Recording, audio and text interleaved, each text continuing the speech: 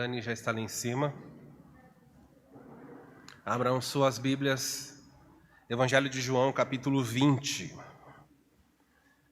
Falta só esse capítulo e mais um capítulo em João para terminarmos aí essa jornada já de alguns anos nesse livro, verso a verso. Estamos caminhando para o final.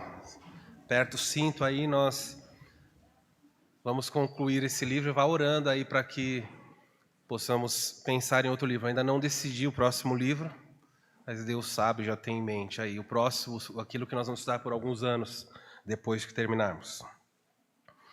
Diz aí Evangelho de João, capítulo 20, versículo 24 a 29. É o trecho dessa noite. Os irmãos precisam ter em mente. Lembra o que aconteceu na última semana? Nós estávamos olhando, os discípulos estavam reunidos, portas fechadas, com medo, janelas, tudo fechado na casa.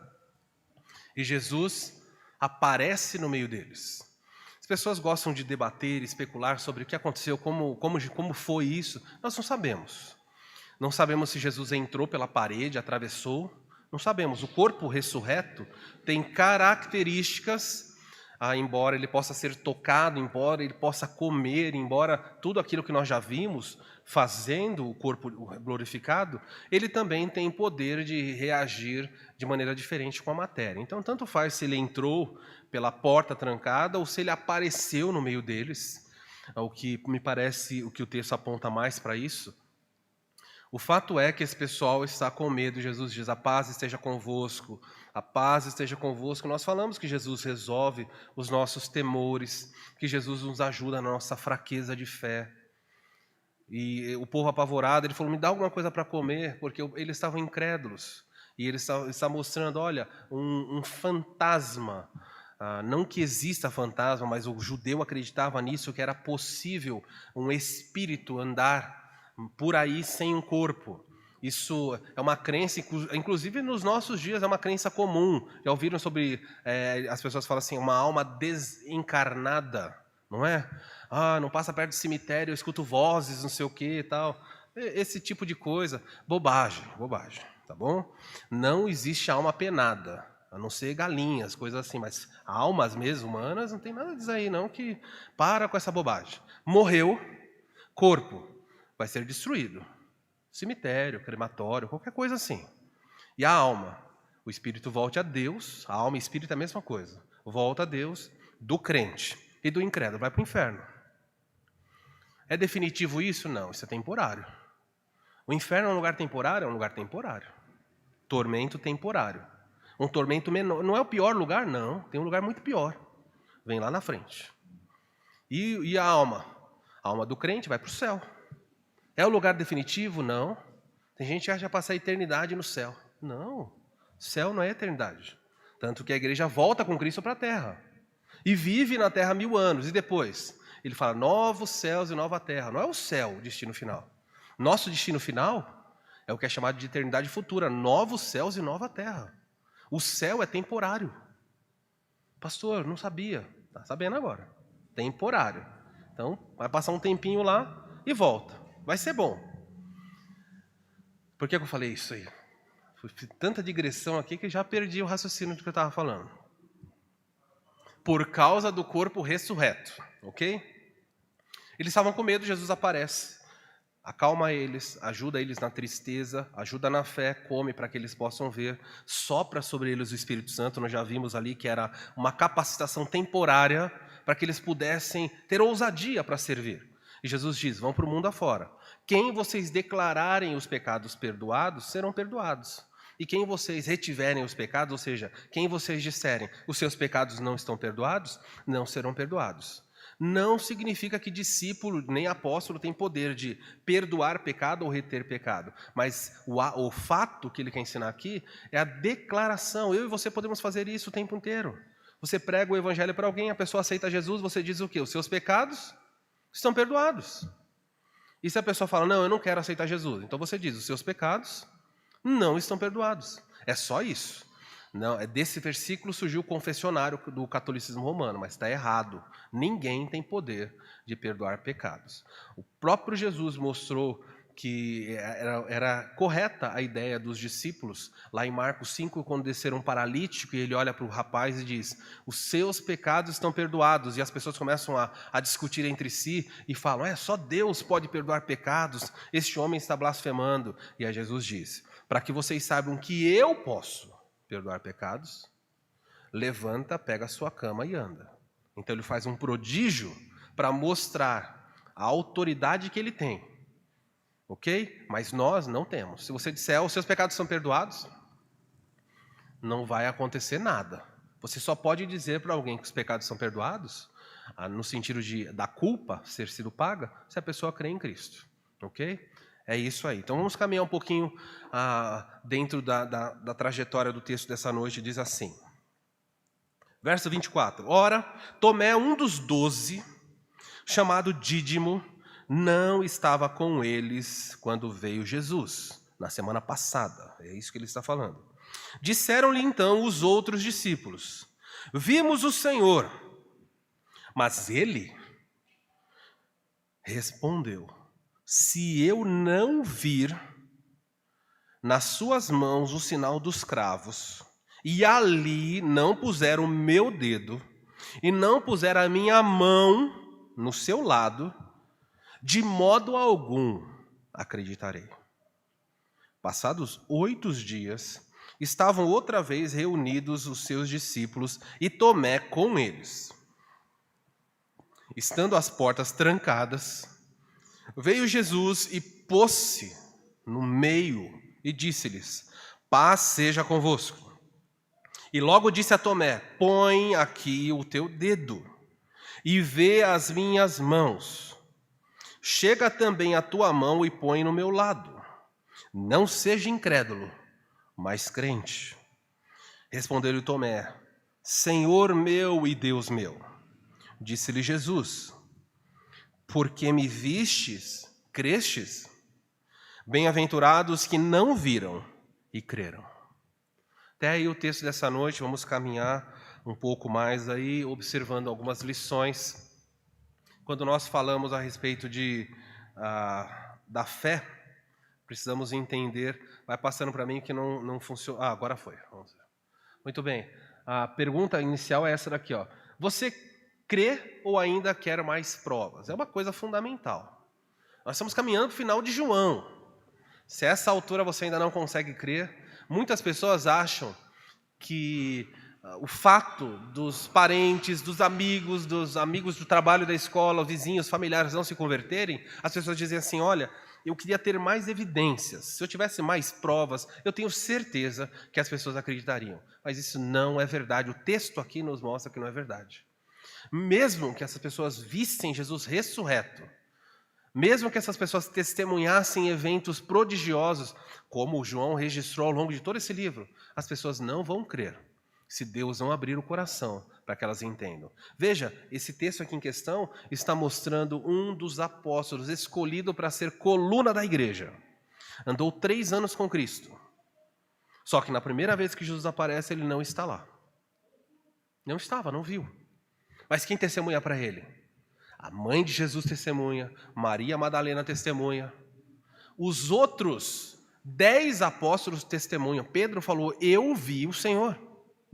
Os discípulos, Cleopas e a esposa, o amigo dele, que estavam no caminho de Emaús, dizem: nós também vimos. Há gente, muitas testemunhas oculares dizendo: nós vimos. E Tomé diz o quê? Não. Para cima de mim?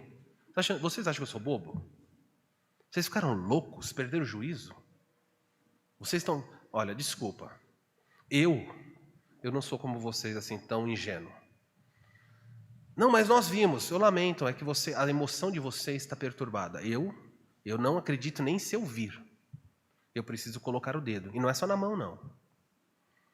Eu preciso colocar o dedo na ferida e a mão, enfiar minha mão na lateral dele, na lança. Se eu não fizer isso, não vou crer. Então veja, não é uma questão de evidências as pessoas acreditarem ou não. É uma questão de fé. É preciso ter fé. E esse texto vai nos mostrar: você quer mais evidências ou você já é suficiente o que Deus já te deu? A verdade central do texto dessa noite é essa daí. As aparições de Jesus nos ensinam lições sobre os discípulos. Os últimos 3 ou 4 domingos, nós estamos vendo como a ressurreição de Jesus trabalhou na vida dos discípulos. E nesse caso específico, não mais a ressurreição, mas as aparições. Porque Jesus, depois de ressurreto, ele apareceu para os apóstolos várias vezes. E depois ele ficou aqui na terra durante 40 dias, aparecendo para muitas pessoas. E uma das vezes, conforme Lucas nos diz no livro de Atos, em uma única vez ele apareceu para mais de 500 pessoas que estavam reunidas. Não dá. Não dá. As pessoas dizem, mas era autossugestionamento. 500 pessoas juntos? Manipulou 500 pessoas, foi uma ilusão de ótica desse tamanho? Não tem como negar o que aconteceu. A ressurreição de Cristo, de tudo que aconteceu no Novo Testamento, é aquilo que é mais confiável. De todas. Há mais evidências da ressurreição do que do nascimento. Mas as pessoas não negam que Jesus nasceu. Elas não negam que nasceu um bebezinho e tal. Até no mundo afora, os que não creem, crê num bebê na manjedoura. Só que a ressurreição é esmagadoramente o evento mais comprovado. Porque se você destruir a ressurreição, você acabou com o cristianismo. Jesus veio ao mundo? Eu concordo. Ele nasceu. Viveu aqui, foi um bom homem? Foi. Morreu. Ressuscitou? Não, ressuscitou não. E se ele não ressuscitou, Paulo diz em 1 Coríntios 15, vã é a nossa fé, nós somos os mais miseráveis. Então Deus fez questão de pegar a ressurreição e falar assim, é impossível negar. Ninguém inventaria uma história dessa. Aliás, Tomé vai ser, como eu falei, uma das colunas da igreja. E ninguém que vai contar uma história, que vai dizer esse homem é uma coluna da igreja, ia começar a história dizendo que ele era um incrédulo. Não faz sentido. Tomé foi destruído nesse texto aqui. Uma vergonha, acabou com ele. Você faria isso se você fosse contar a história de um grande herói da fé? Não, eles omitiriam isso. Fala, não conta isso que ele fez, foi um deslize, vamos evidenciar as grandezas. Mas a Bíblia mostra os fracassos. Aparece para as mulheres, que é totalmente contra o consenso da época. Mostra o medo dos discípulos trancados. Mostra Tomé incrédulo. Quem constrói o seu reino em cima de tantas imperfeições? Essa é a evidência máxima mostrando para nós. O texto bíblico não foi mexido, não foi manipulado. Ele conta as imperfeições de cada um. E ninguém aqui protesta. Quando essa história foi contada, esse registro, quando ele é feito aqui, Tomé vai aparecer 11 vezes no Novo Testamento. O nome Tomé vai aparecer 11 vezes. Das 11 vezes, 7 é no Evangelho de João. E João escreveu o seu Evangelho provavelmente no final do ano 70 ou então já no final, perto do ano 90. Essa altura, Tomé, todo mundo tinha morrido. Então Tomé, se a datação do livro está certo, Tomé sequer sabe que as pessoas descobriram que ele era incrédulo. Quando a história foi contada, Tomé já estava morto. Tudo bem? Fizeram isso para preservar Tomé? Não. João fez questão de falar, vamos contar tudo o que aconteceu. Nada vai ser encoberto aqui sobre esses homens. As aparições nos revelam verdades sobre os discípulos e hoje nós vamos ver alguns ensinos que as aparições de Jesus mostram. Preste atenção, vamos ver junto alguns ensinos fundamentais. O primeiro deles aparece no verso 24. Diz assim, ora, Tomé. Tomé é um nome, é uma palavra hebraica, é um nome hebraico. Tomé é um nome hebraico. Alguém tem um nome diferente na Bíblia para Tomé aí? Na sua versão? Todo mundo aparece Tomé, não é? Na sequência diz assim, Marcelo, Tomé é um dos 12 também chamado Dídimo. Tem alguém diferente para Dídimo? Gênio? Gêmeo. Se for gênio, eu falo, tá errado, gênio.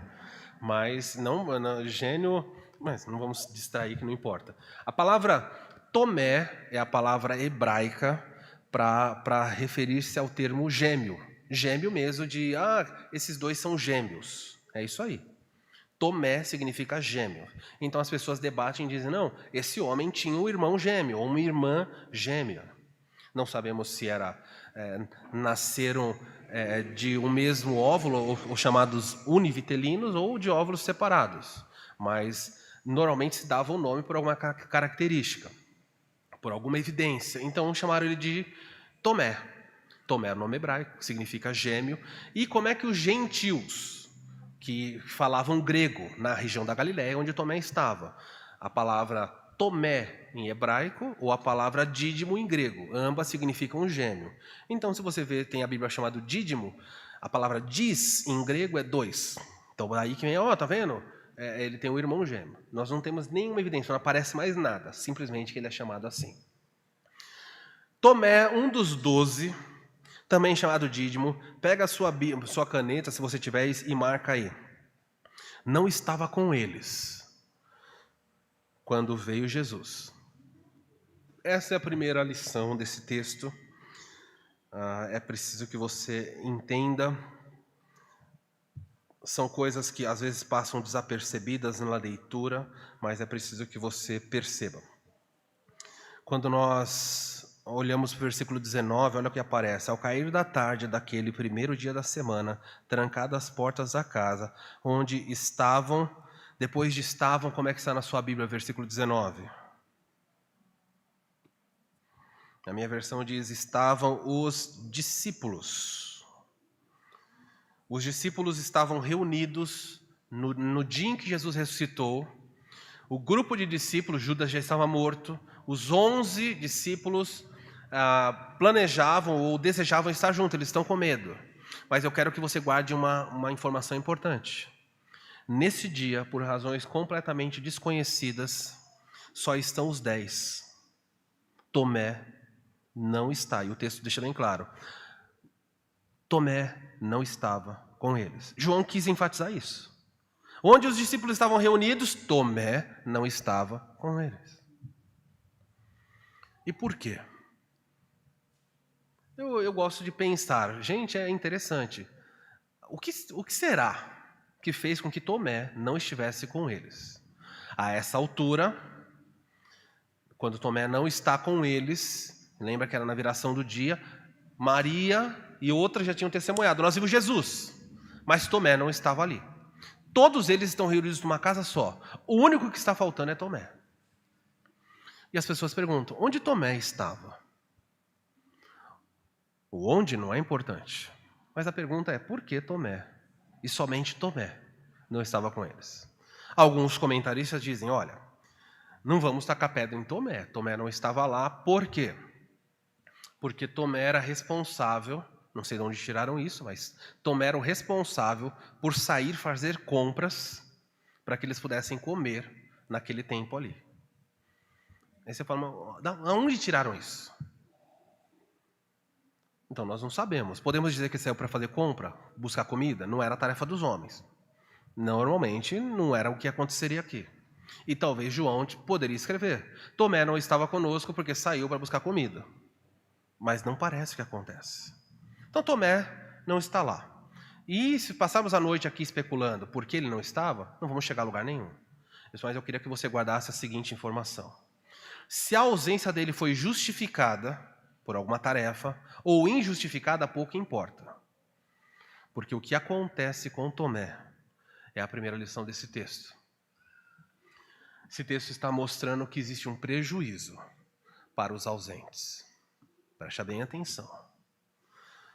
Onde o povo de Deus se reúne, onde os discípulos estão reunidos, aqueles que se ausentam sofrem prejuízos. Por causa da saída de Tomé, podemos dizer que ele passou uma semana completamente com temor, com medo, que os outros discípulos já tinham a garantia de que viram Jesus. Tomé passou uma semana inteirinha, 7 dias, atormentado com a verdade ou a mentira, depende do ponto de vista como ele estava interpretando o que foi dito. Será que Jesus apareceu mesmo? Será que eles estão me enganando? Será que eu vou morrer? Alguns dizem que Tomé estava escondido, que Tomé não ousou ficar com os discípulos e que Tomé estava com seu irmão gêmeo ou com seus familiares. Fato era que nenhum dos apóstolos ousaria ficar transitando pelas ruas depois da morte de Jesus. Eles viram o que aconteceu. A fala desses homens os exporia. Nós vimos um pouco antes, no capítulo aqui 19 de João, que quando Jesus é preso, uma das servas identifica João identifica Pedro pelo dialeto. Ele fala, você é galileu. Como? Pelo sotaque. Então Tomé não ousaria ficar andando para lá e para cá. Mas seja como eu disse, se foi justificada a ausência dele ou foi injustificada, esse texto foi escrito para mostrar que Tomé foi grandemente prejudicado. Porque no dia em que Jesus veio, ele veio onde os discípulos estavam reunidos. Ele atuou, ele se mostrou ali. E Tomé não estava. E olha, nós já devemos tirar lições importantes aqui a respeito disso. Tomé tinha uma personalidade mais cética.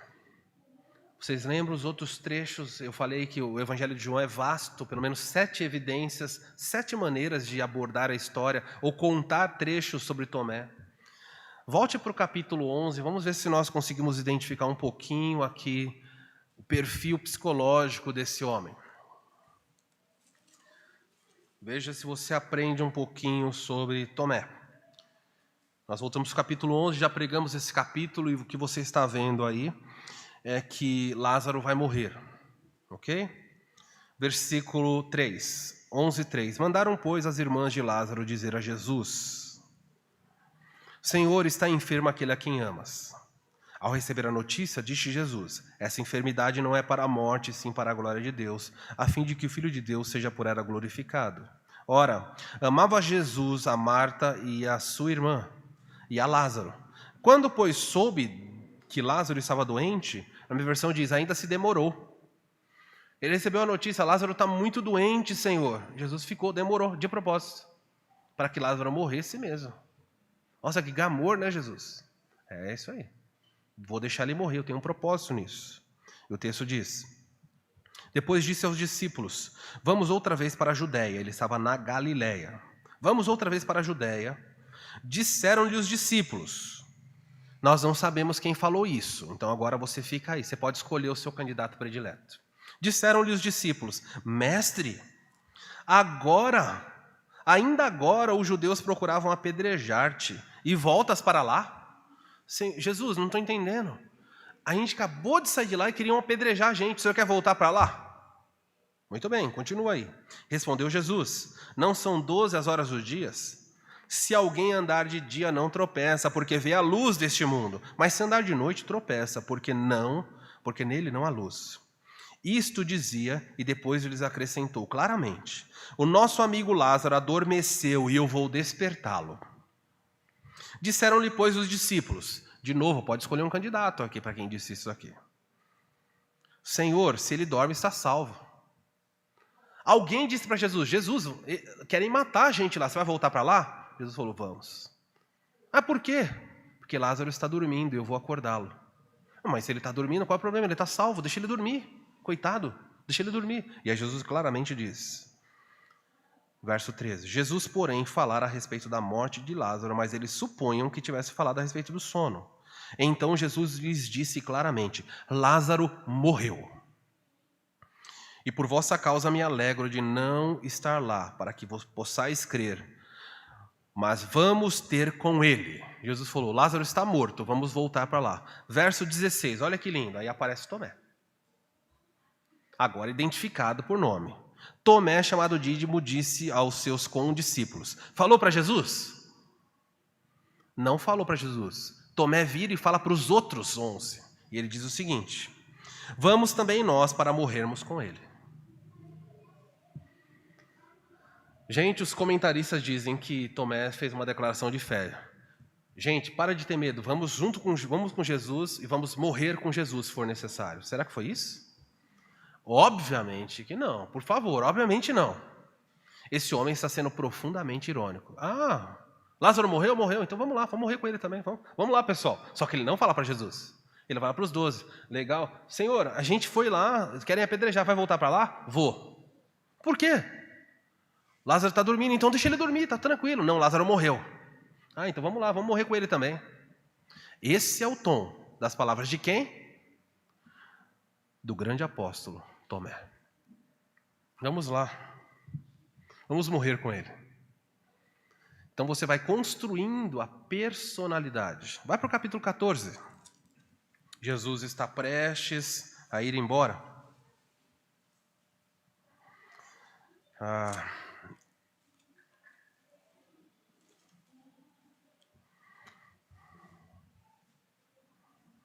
na verdade, eu acho que é o capítulo 16. Eu vou citar aqui, daqui a pouco eu encontro, mas acho que é o 14. Jesus está conversando com eles e diz assim: eu estou indo embora.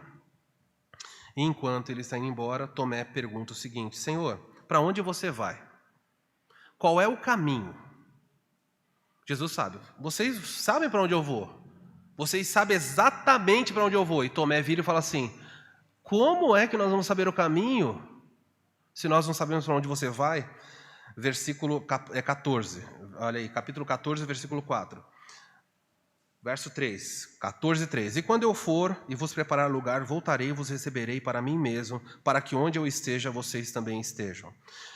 E vós sabeis o caminho para onde eu vou. Jesus deixou claro, vocês sabem o caminho para onde eu vou. Quem aparece de novo? Verso 5. Disse-lhe Tomé, Senhor, não sabemos para onde vais. Como é que eu vou saber o caminho se você eu não sei nem para onde você vai? Então toda vez que surge uma dúvida, toda vez que surge uma ironia, quem é que está falando aqui? Tomé. Então ele abre a boca, você vê Pedro, aquele impulsivo, e você vê Tomé, o crítico, o sátiro, o irônico. Não, sabe o caminho. Eu não sei nem para onde você vai, como é que é o seu caminho? E Jesus vai dizer então, por causa dele, eu sou o caminho, eu sou a verdade e sou a vida. E é assim que a história de Tomé vai caminhando. Eu poderia caminhar por vários textos aqui mostrando para você um grande Tomé, irônico, medroso, mas eu quero que você aprenda o seguinte: quando Deus age no coletivo, Deus age no meio do povo. Deus tem prazer de atuar entre a família da fé. De modo que se você é alguém que se ausenta do lugar onde ele atua, deixa eu dizer para você que você vai perder privilégios. Quem disse para você, você que está em casa, não está presente aqui, ou pessoas que vão assistir depois, quem disse que não vai ser nessa noite que Deus vai dar para você a ferramenta que você precisa por um problema que vai surgir daqui a um mês? Como você sabe que não é hoje o dia que Ele vai te dar essa ferramenta? Como você sabe que se não é hoje a resposta que você estava tanto buscando? Muitas pessoas se ausentam da igreja de Cristo. Com o advento do culto online, isso se tornou quase uma maldição para muitas pessoas. Mundo afora, desde quando começaram as transmissões, bem antes da pandemia, o foco das transmissões online nunca era para que as pessoas ficassem em casa assistindo. O objetivo era alcançar os inalcançados, os enfermos, os hospitalizados, aqueles que num determinado dia o carro quebrou, não pôde vir. Ok, esse era o objetivo, alcançar os inalcançados. Mas com o desenrolar da pandemia, o culto online virou quase um culto extra, um culto à parte. A ponto da nossa igreja, a Igreja Batista, a Igreja Mãe, que fundou essa igreja de São Paulo, não está mais transmitindo os seus cultos. Cancelaram todos os cultos. Não transmitem mais culto de domingo, de quarta, nenhum. Cancelaram completamente todos os cultos. Porque numa igreja de 190 membros, 100 membros pararam de vir. A frequência na igreja era só 90. E aí os outros 100.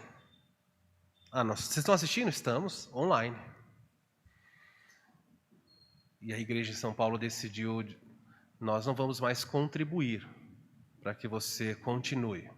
E não estamos falando isso para aqueles que estão impossibilitados. Há pessoas que têm razão justificada. Não podem por uma razão ou outra, completamente. Mas há pessoas que não estão à igreja porque não querem. E é para essas pessoas que o culto foi cancelado. Mas sabe qual é o problema? Quando os cultos foram cancelados, pessoas do Brasil e do mundo que estão impossibilitadas de fato vão deixar de receber a mensagem do Evangelho. E o pastor de São Paulo disse: a culpa é sua. Você que não vem, porque não quer, a culpa é sua. Cada pessoa que a partir de domingo não ouvir mais a mensagem de Cristo, você é o culpado. E coincidentemente, vocês sabem que nós estudamos o texto sistematicamente. Neste domingo caiu exatamente isso. Os prejuízos para aqueles que se ausentam da fé. É claro que quando nós estamos ouvindo uma mensagem ou participando de um culto à distância, nós vamos ouvir o conteúdo. Mas uma igreja é muito mais do que ouvir conteúdo. Uma igreja é vida na vida. Nós precisamos de interação.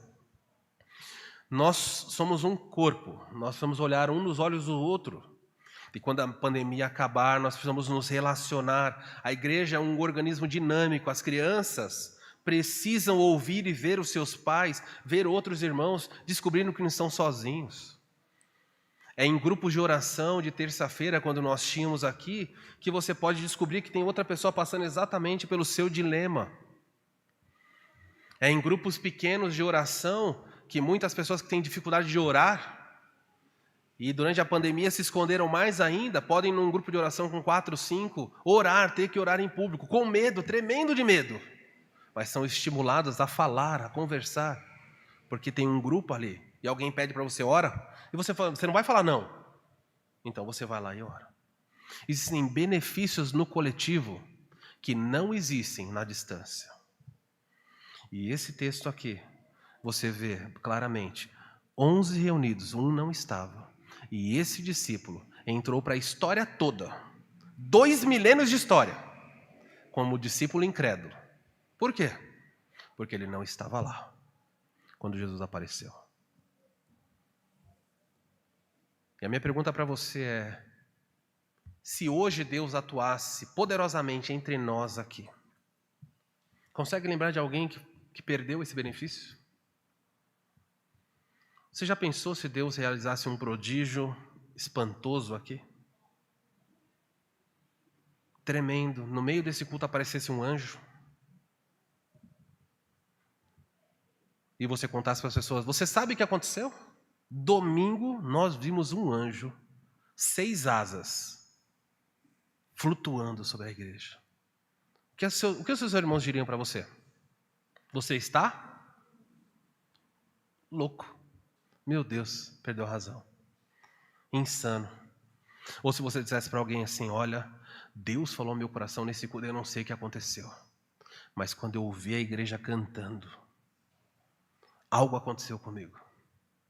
É no coletivo que Deus atua. E se você não está no coletivo, deixa eu dizer para você, não é que você não é crente, mas existem muitos prejuízos para quem está ausente do povo de Deus. Essa é a primeira lição do texto. Volta para João capítulo 20 e reflita um pouco na sua vida. O texto caminha dizendo assim: disseram-lhe os outros, ainda nesse mesmo ponto, disseram-lhe os outros discípulos, vimos o Senhor. Grande privilégio, mas Tomé perdeu. Mas ele respondeu, preste atenção, olha o prejuízo para Tomé.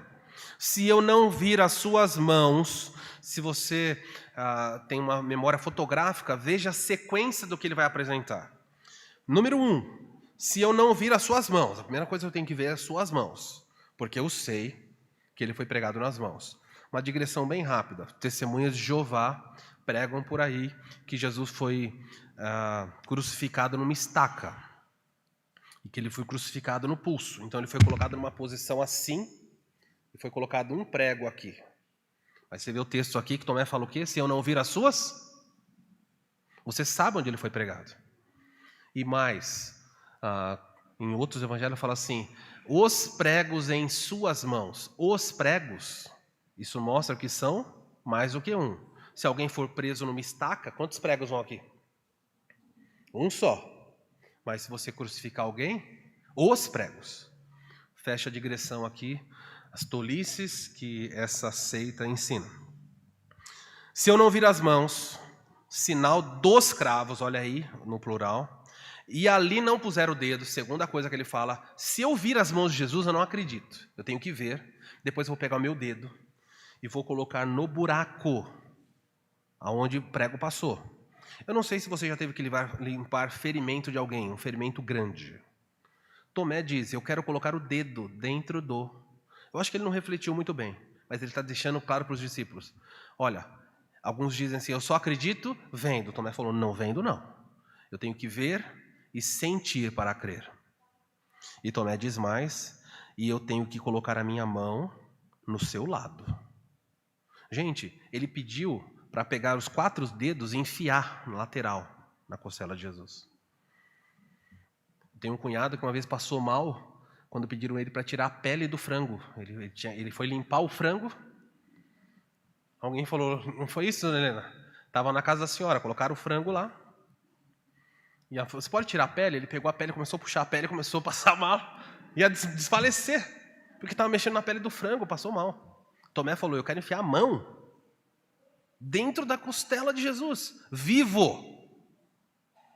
Gente, é um negócio dramático. E o texto termina com uma colocação bem forte. Se eu não fizer isso, como é que termina no seu texto? Na minha fala, de modo nenhum. Em português é de modo nenhum. Mas em grego, aqueles que já viram os outros dias, é a expressão umé. Umé é uma expressão muito forte no grego. Para dizer assim, em hipótese alguma, jamais, de forma nenhuma. Haja o que aconteça, fala o que você quiser. Se eu não tocar, se eu não vir tocar e colocar a minha mão, não acreditarei de jeito nenhum.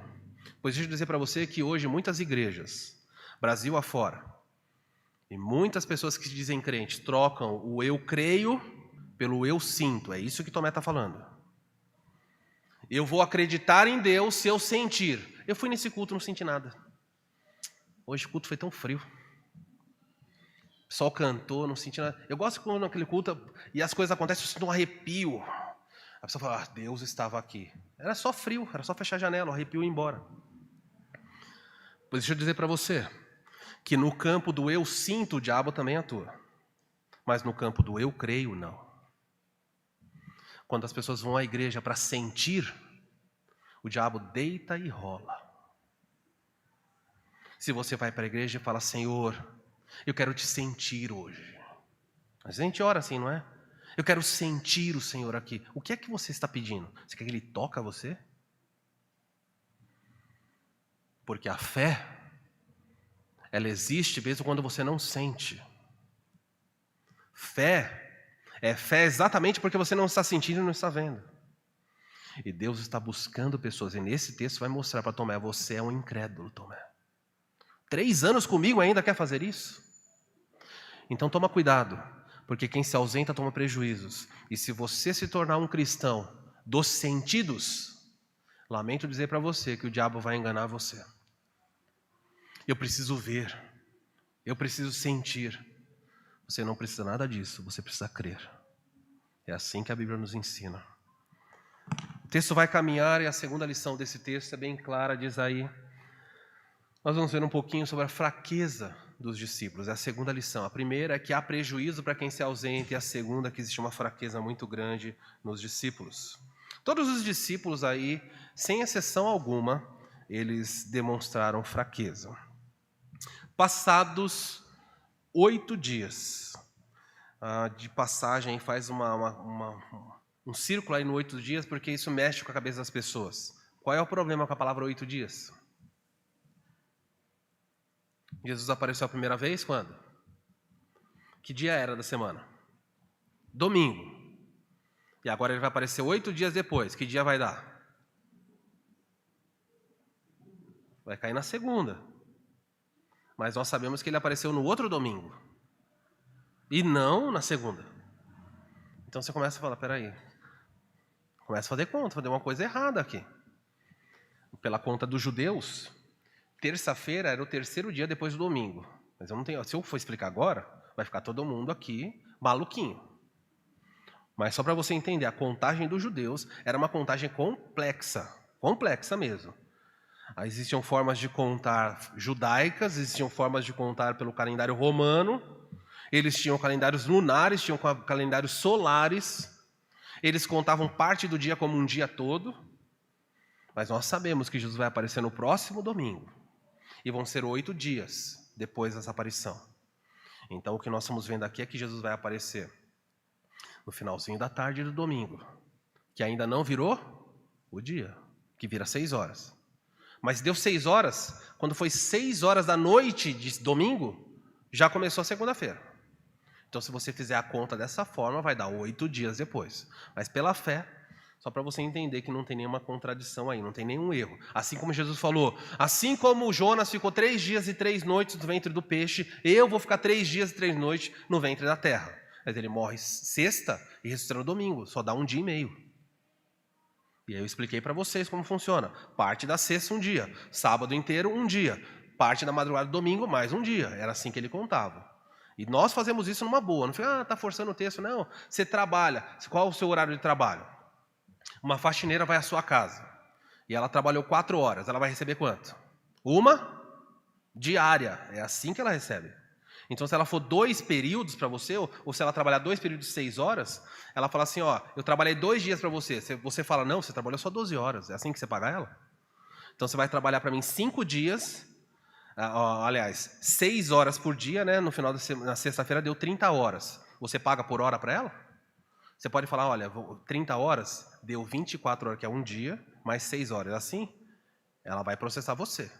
Porque parte do horário do dia inteiro. Então, nós fazemos isso também, para não fugir. E o texto diz assim, 8 dias depois, outra vez, reunidos os discípulos, preste atenção na ênfase, outra vez reunidos, para mostrar o benefício de estar juntos. De novo eles estão juntos. Dessa vez, estando as portas trancadas, e aí João acrescenta, Tomé estava com eles. Dessa vez, Tomé estava lá. O benefício de estar junto, quando Deus vai atuar. Veio Jesus e colocou-se no meio deles e disse, paz seja convosco. E assim que ele falou, paz seja convosco, ele vira para Tomé. E quando ele fala paz seja convosco, aqui não é só para Tomé, é para todo mundo. Por que eu estou falando de fraqueza dos discípulos? 8 dias depois, os discípulos ainda estão com a porta trancada. Já tinham visto Jesus ressuscitado. Tomé eu até entendo, mas os outros? Por que os outros estão com medo? A Bíblia não esconde a fraqueza de nenhum deles. Todos estão acovardados. Tudo fechado de novo. 8 dias depois, Jesus aparece de novo, a paz seja com vocês. Jesus tem que ter paciência, hein? Paz com vocês. Ele vira para Tomé. Assim que ele fala da paz, o assunto com todos os discípulos acaba. Ele olha para Tomé, que agora está. E ele diz o seguinte, qual é a primeira coisa que Tomé queria fazer? Se eu não vir as suas mãos, não é? E não colocar o dedo, então Jesus aparece, Tomé vê. Jesus diz, Tomé, põe aqui o teu dedo. Veja as minhas mãos. Chega também a tua mão e põe do meu lado. Eu acho que quando Tomé viu, Tomé não queria mais. Não, Senhor. É o suficiente. Vem. Não, vem. Imagina. Vai entrar para a história aí, vai acabar com a história da ressurreição, porque um dos discípulos vai ficar assim, será que era verdade ou não? Vem. E Tomé foi com o dedão e... Pois, deve ter atravessado a mão de Jesus. Saiu do outro lado e falou, nossa. E aí, Tomé? Veja se ficou cicatriz, Tomé? Tomé, põe na outra mão também. Não, Senhor. Põe aqui também, Tomé. Põe. Imagina os outros discípulos já com o estômago tudo embrulhado. Oi, Senhor, não. Põe aqui, Tomé. Tá bom, Tomé? Tá vendo o seu dedo do outro lado? Furou? Furou. Sou eu mesmo? Não, ainda não. Só a mão não é suficiente. Dá os dedinhos aqui. E aí Jesus levantou a guelra, não é igual de peixe? Põe o dedo aqui.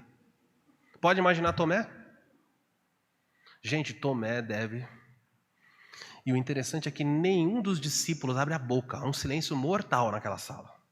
E Tomé coloca a mão ali. Está contando as minhas costelas, Tomé? Está sentindo? Viu onde entrou? E por toda a história, 2.000 anos de história, se eu perguntar para você o que você sabe de Tomé. O que é que você sabe dele? Que Tomé foi? Que tristeza, não é? 3 anos com Jesus. Muitas coisas. Depois de Pedro e João, Tomé é o apóstolo que nós mais, tirando Paulo aqui, mas desse grupo aqui, Pedro e João, tirando os dois, Tomé é o que tem mais evidência de trabalho. E eu poderia falar muitas coisas que ele fez. Tomé sai da Palestina e ele vai em direção à China, à Índia. E Tomé vai formar uma das primeiras igrejas na região da Arábia. Ele entra no Irã. Se existem crentes no Irã, O primeiro missionário de Irã foi Tomé. Lugar difícil para ir ou não? Muito difícil. O povo persa na época matava com facilidade, não nada diferente de hoje. Tomé foi lá e plantou uma igreja. Depois Tomé foi para a região da China e plantou igreja lá. Se tem igrejas na China, sabe quem começou? Tomé. E depois Tomé foi para a Índia. E quando ele entrou na Índia, entre os brahmanes, aqueles hindus mais radicais, ele começou a pregar o evangelho e fez uma transformação no sul da Índia. Conta a tradição que certa vez Tomé estava orando dentro de uma caverna e havia uma ira. As pessoas estavam muito furiosas com ele na Índia, as pessoas envolvidas com a religião local. Então, há duas possibilidades. Alguns dizem que um homem subiu e viu por um buraco Tomé ajoelhado orando e ele colocou um arpão e ele soprou um arpão envenenado e esse arpão entrou meio palmo no peito de Tomé.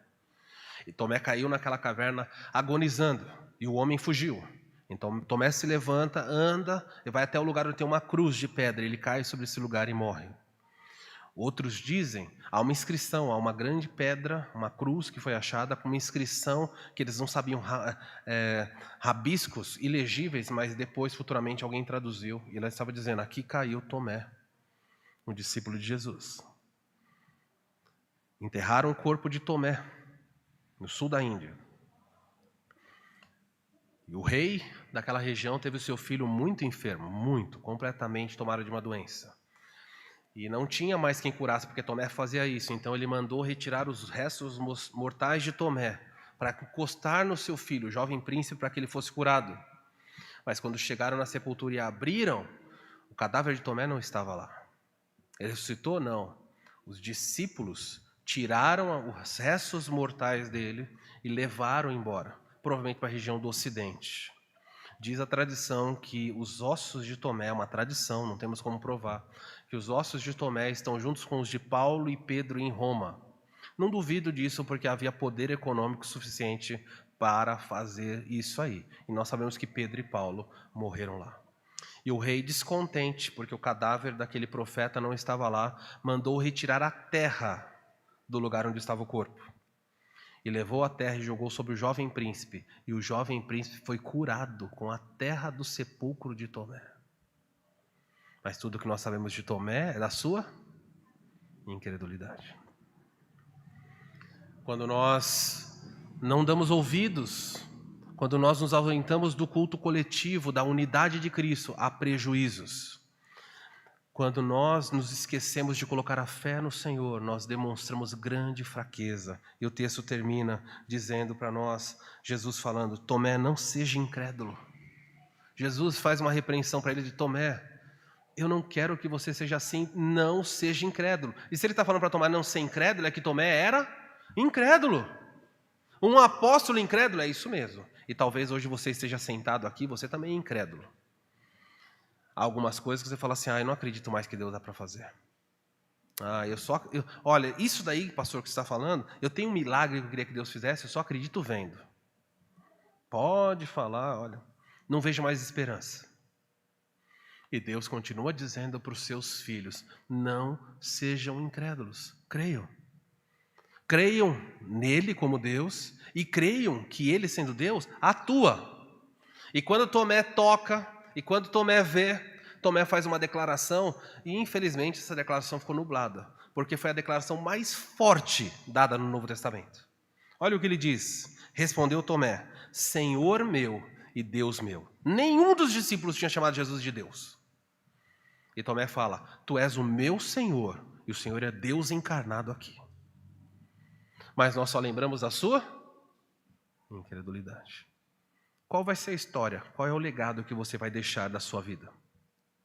Seus filhos vão olhar para você, sua esposa, seu marido, e vão falar, olha, meu marido era uma pessoa de fé, minha esposa era uma pessoa de fé.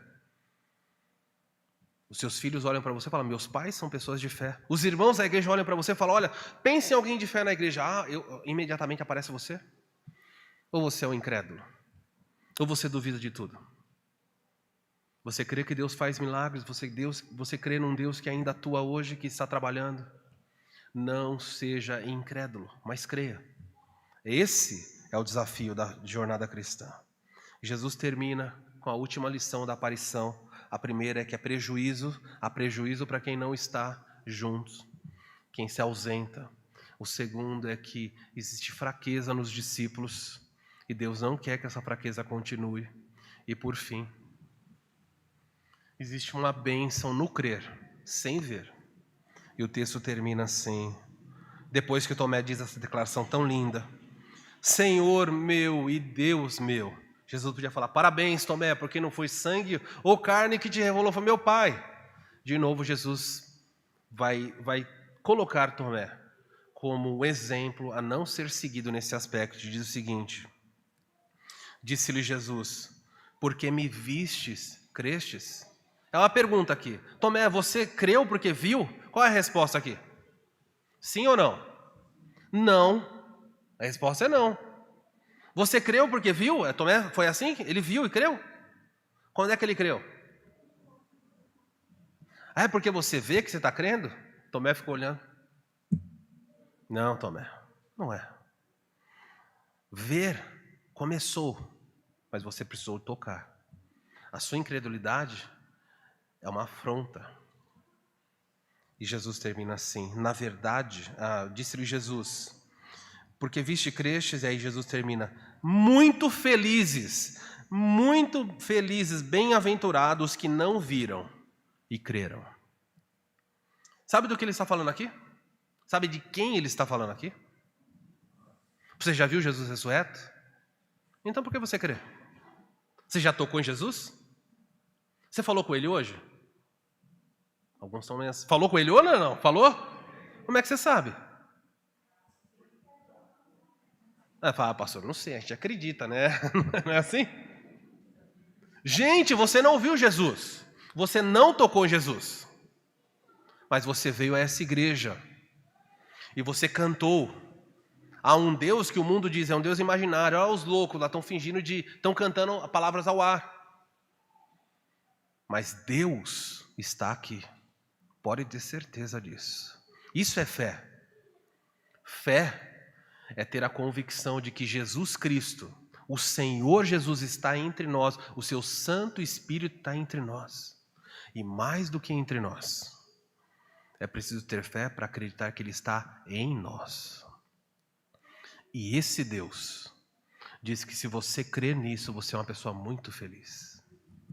Porque são poucas as pessoas que conseguem crer. Mas talvez você seja sentado ou me assistindo e você tem certas dúvidas. Pastor, eu quero crer, mas não consigo. Pastor, eu creio, mas às vezes eu oscilo. Tomé acreditava, os discípulos também acreditavam. Então é possível que você oscile. Ele não vai desprezar você, não vai lançar você fora. Mas ele vai olhar para você e o Espírito Santo vai sussurrar no seu ouvido assim: não seja incrédulo, creia. Haverá um dia em que toda essa terra verá o Senhor Jesus. Todo olho verá e toda língua confessará. Todo joelho se dobrará. E esse dia não está longe. Creia. Acredite nisso. Eu quero terminar com algumas aplicações. Aí são as 3 verdades que nós já vimos, eu vou passar. A primeira aplicação é essa. Mesmo com falhas, Jesus escolheu Tomé para ser apóstolo. Ufa! Cheio de incredulidade e falha, você, Tomé.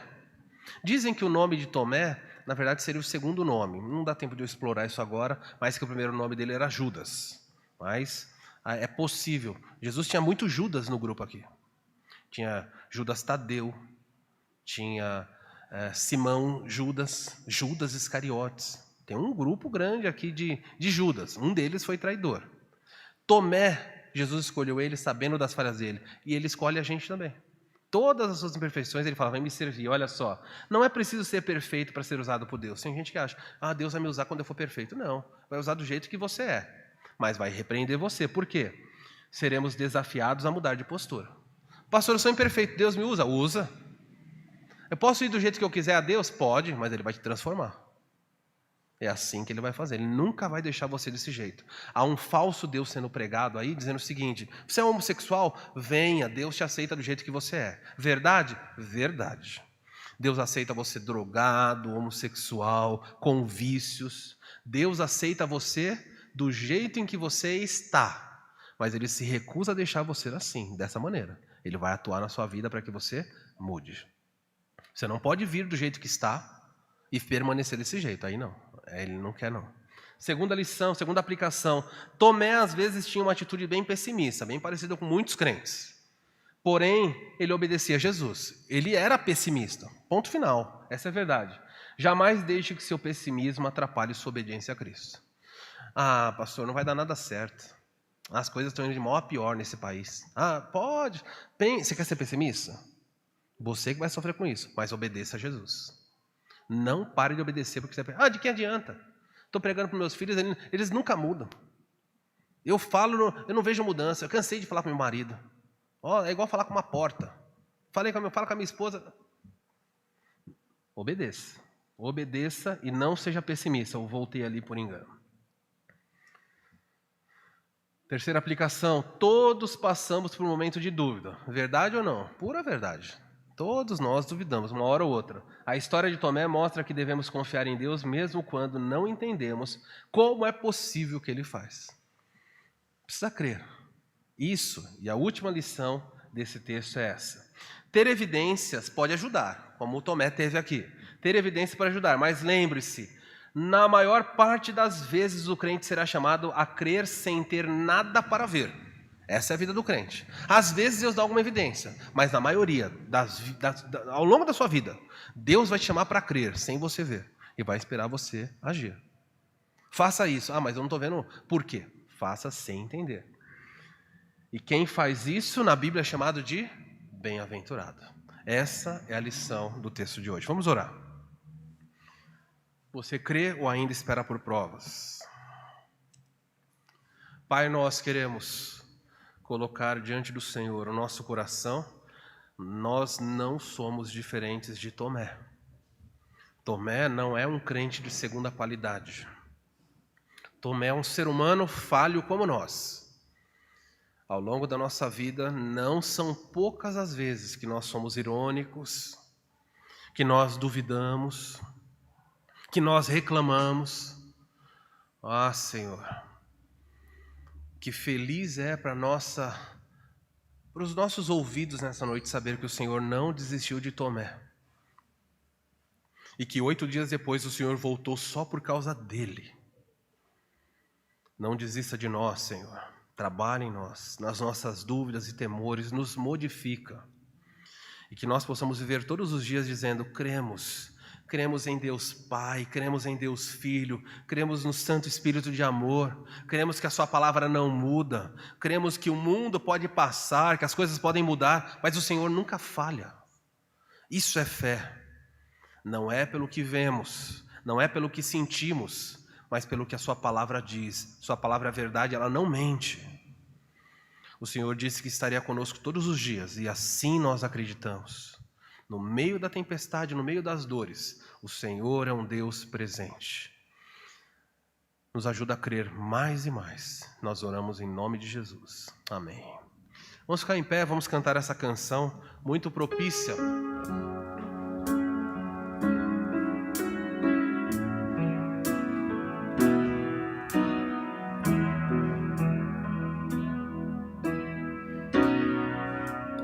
Cremos em Deus Pai, soberano Criador. Nós cremos que por seu poder a terra e o céu criou. Seu eterno amor provou, seu Filho nos doou, da queda nos ergueu. Cremos sim.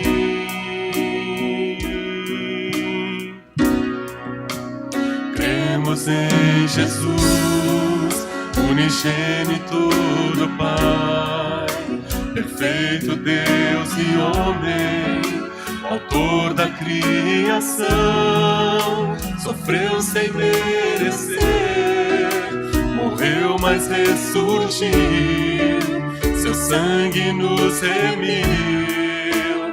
Cremos sim.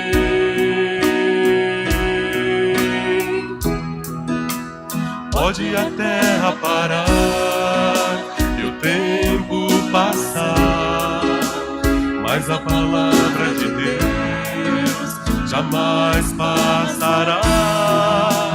Pode tudo mudar, mas Deus não mudará. Cremos sim.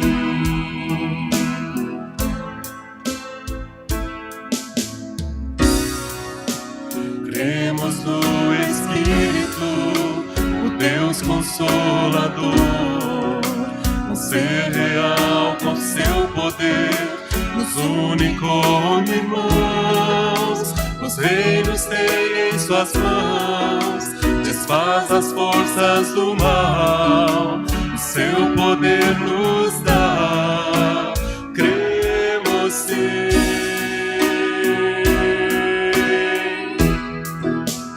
Pode a terra parar e o tempo passar, mas a palavra de Deus jamais passará. Pode tudo mudar, mas Deus não mudará. Cremos sim. Cremos em Deus Pai, em seu Filho e no Espírito de amor. Cremos que os três unificam o poder redentor.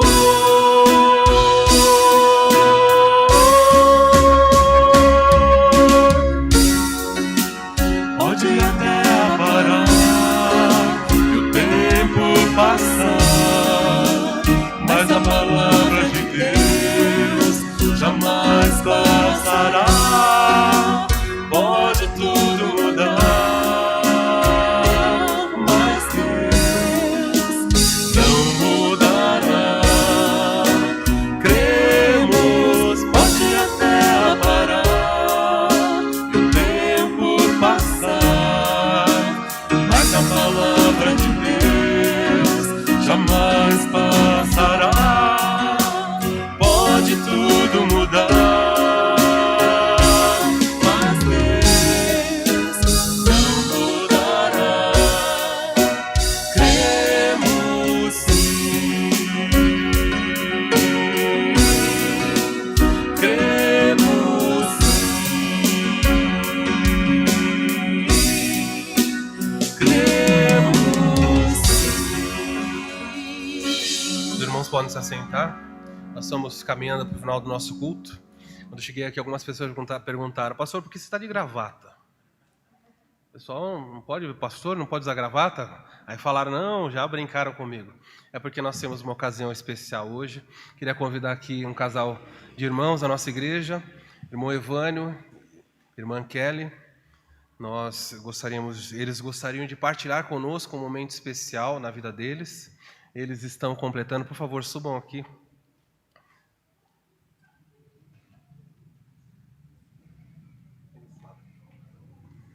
Eles estão completando 25 anos de casamento, conhecido como bodas de prata. Então, terminando aqui, todos estão convidados para a churrascaria. Ele já falou para mim que está tudo garantido. E eles gostariam de partilhar esse momento conosco, numa época, em um tempo difícil, em que comemorar bodas de papel, de algodão, qualquer coisa já vale a pena. Tem que comemorar todos os dias. Tempos difíceis. E eles, 25 anos depois, continuam ainda juntos. E eu queria ler para eles um texto da Escritura que fala muito sobre o que eles estão vivendo e quero compartilhar com vocês antes de terminarmos. Eu vou ler um texto que está em Cantares, capítulo 8, a parte final do versículo 6, diz assim: as brasas do amor são brasas de fogo, elas são fortes labaredas, de modo que as muitas águas não poderiam afogá-lo e jamais apagar esse amor, nem os rios afundá-lo. Ainda que alguém desse todos os bens da casa pelo amor, ainda assim, todo esse dinheiro seria desprezado. 25 anos depois, muitas lutas, e esse texto fala sobre as verdades preciosas. A primeira verdade desse texto é que o amor é um fogo, o verdadeiro amor. Nós sabemos que as pessoas por aí falam muito de amor. Amor é uma coisa muito comum na boca das pessoas, mas o verdadeiro amor, a Bíblia diz que é como uma labareda de fogo que não se apaga. Por quê? Porque o combustível daquela chama é constantemente alimentado. E é bonito ver esse casal, depois de 25 anos, querer dividir com a Igreja de Cristo uma noite especial como essa, um tempo tão precioso, e nós queremos celebrar com eles, porque o amor, o verdadeiro amor, ele não se apaga. E quando o texto fala que ele não se apaga, o texto diz mais que o verdadeiro amor, ele é como labaredas de fogo poderosa. Então você tem, por um lado, a chama que brilha na escuridão. E pelo outro lado, você tem o calor que aquece a vida. E casamento pode ser muito bem simbolizado dessa forma. Nesses dias, mais do que nunca. Casais que conseguem, eu sei que não depende de um só, depende de dois. O casamento é assim, faz parte. Mas quando a graça de Deus atua sobre dois, e se eles têm a bênção de Deus, os anos vão passando, por mais escura que sejam as épocas, as pessoas podem, como nessa noite, ver o brilho do casamento de vocês. Eu conheço vocês há bastante tempo, lá atrás, lá de Pinhalzinho. Não vou falar muito tempo, que entrega a nossa idade, né? Mas há bastante tempo, esses são irmãos preciosos que já estavam juntos em outra igreja. E eles já estavam unidos, expressando esse amor. Brilho nas trevas. No mundo de escuridão, todos nós precisamos brilhar no nosso casamento. No mundo frio, é a chama do amor que aquece. Aquece o casamento, aquece os familiares e, por que não dizer, aquece a própria igreja, porque é assim que Deus faz. Mas alguns podem pensar, 25 anos é moleza, é fácil. Mas o texto aqui diz que o verdadeiro amor, ele não passa sem problemas. O texto diz assim, olha como termina, quando o texto vai caminhar, ele fala que as muitas águas não poderiam apagar esse amor. Que águas são essas? Ele está falando de chuva. Pode ter certeza que ao longo desses 25 anos choveu muito nesse casamento. E quando não era chuva natural, tinha gente jogando água, dando um jeito de... E de vez em quando, a chama diminui e a fumaça sobe. Mas o verdadeiro amor não pode ser apagado. É isso que a Bíblia fala claramente. E as lutas vêm, os anos passam, e as muitas águas que vieram de todos os lados não apagaram esse amor.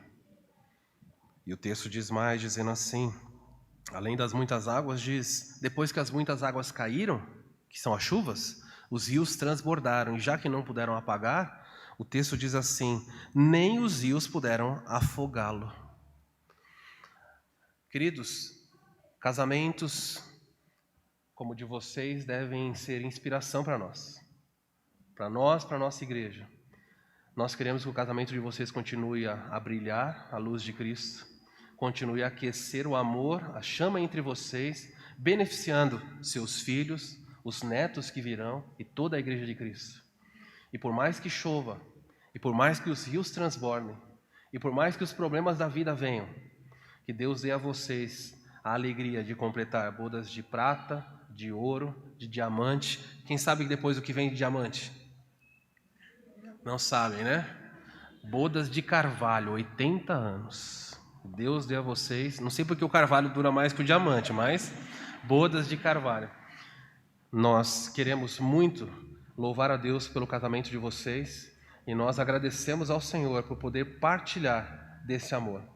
Eu pedi para o Evânio e a Kelly, eles vão trocar palavras um para os outros aqui, um para o outro aqui, e não é nada escrito, eles, na informalidade do coração deles, vão dizer ao outro aquilo que querem, tá bom? Evânio? A Kelly trouxe cola. Vinícius, tá bom aí ou precisa que venha aqui? Tá bom? Kelly? Boa noite, irmão. Sou meio tímida aqui em cima, só sou faladeira aí embaixo. Só. Bom, então, amor, para você, são 300 meses, 1.304 semanas, 9.132 dias, 219.162 horas, 13.510.80 minutos que Deus nos proporcionou juntos. Ele nos separou você para mim, e em 19/10/96 eu prometi te amar e respeitar, na saúde e na doença, na riqueza e na pobreza, até que a morte nos separe. Me tornei a Kelly do Evânio. A partir deste dia, Deus nos deu uma família e bênçãos infinitas durante esses anos. Hoje estamos muito alegres em Cristo, porque Ele é bom, e passamos a permanecer nele, e o nosso casamento esteja firmado nele, que a nossa aliança seja Cristo. Gênesis 2:24. Por isso deixa o homem pai e mãe e se une à sua mulher, tornando-se os dois uma só carne. E nós somos uma só carne. Boa noite, irmãos. Gostaria de agradecer ao pastor Marcos Samuel. Há 25 anos atrás, eu estava chorando. Eu sou muito emotivo, bastante, principalmente com o meu casamento. Foram 25 anos de coisas maravilhosas, lutas, de coisas assim que realmente é o agir de Deus na vida da gente. Então, quando eu casei, eu chorei de alegria, não de tristeza, porque Deus proporcionou na minha vida exatamente essa auxiliadora que eu tenho ao meu lado. Me deu 2 filhos lindos que estão no caminho do Senhor. Me fez com que eu conhecesse o pastor Marcos Samuel, que é uma pessoa grandiosa, que tem uma família maravilhosa. Então eu só tenho a agradecer a Deus. E há 25 anos atrás, Kelly, eu te prometi te honrar, assim como eu estou fazendo hoje, seja na saúde, na doença, na riqueza ou na pobreza. Eu te amo muito do meu coração. É isso que eu desejo para nós como casal. A aliança simboliza apenas uma aliança, mas tenho certeza que é o meu amor por você que eu estou colocando aqui no seu dedo novamente, assim como eu fiz há 25 anos atrás. Eu te amo muito de coração. Deus abençoe. Irmãos, último detalhe. Geralmente os irmãos, quando completam 25 anos de casado, trocam a aliança de ouro com amarelo por uma aliança com ouro branco junto. E quando eu fui ver essa aliança, a pessoa que foi me vender essa aliança, ela falou para mim assim: não, a gente pode derreter a sua aliança. Eu falei: não pode derreter minha aliança não, em hipótese alguma. Aquele que eu risava, eu falei: não, nós vamos colocar uma aliança de prata, que é o que simboliza os 25 anos de casado. Eu só tenho a agradecer aos irmãos por estarem na vida da minha família e na vida dos meus filhos. Deus abençoe muito vocês.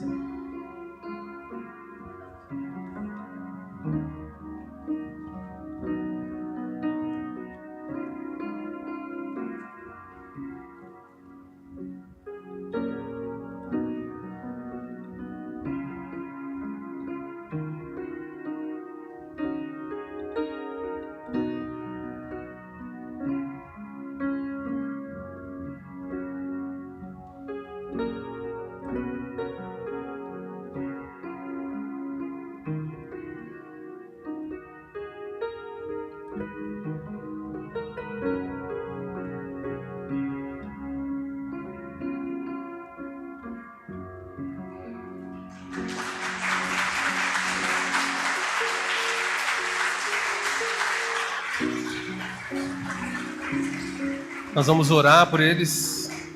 Vamos ficar em pé, vamos orar, vamos agradecer a Deus por esse casal tão precioso. Que a graça de Deus repouse sobre eles mais e mais. Vamos orar. Pai, nós Vemos aqui a vitória da tua graça na vida desse casal. 25 anos, grandes desafios, mas o mesmo amor, a mesma chama continua acesa, irradiando para a tua glória o compromisso que firmaram. O casamento do Evandro e da Kelly perdure por muitos anos, até que o Senhor os recolha. Mas enquanto estiverem aqui, que eles sejam um exemplo vivo do compromisso firmado diante do Senhor. Que eles sejam inspiração para aqueles que vão se casar. Que eles sejam consolo para aqueles que enfrentam lutas no casamento. Todos nós, casados, sabemos que a vida conjugal tem os seus desafios. Mas o Senhor é um Deus de graça, um Deus de amor. E a tua palavra diz que o verdadeiro amor não pode ser apagado, não pode ser afogado. Então, que para a sua honra e para a sua glória, o casamento do Evandro e da Kelly perdure muitos e muitos anos. Obrigado por podermos te louvar, Senhor. Eles estão juntos não é porque são bons, mas é porque a sua graça, que é sempre rica e abundante, tem sido derramada sobre eles. Abençoa não só esse casamento, mas a todos os demais casamentos aqui nessa noite. Toda a glória ao teu nome, hoje e para sempre. Nós oramos assim em nome de Jesus. Amém. Deus abençoe. Podem sentar. Depois o pessoal pega o endereço da churrascaria, tá bom? Ao som do pós-lúdio estaremos encerrados. Deus abençoe cada um de vocês. Nos vemos em breve. Fiquem na graça do Senhor.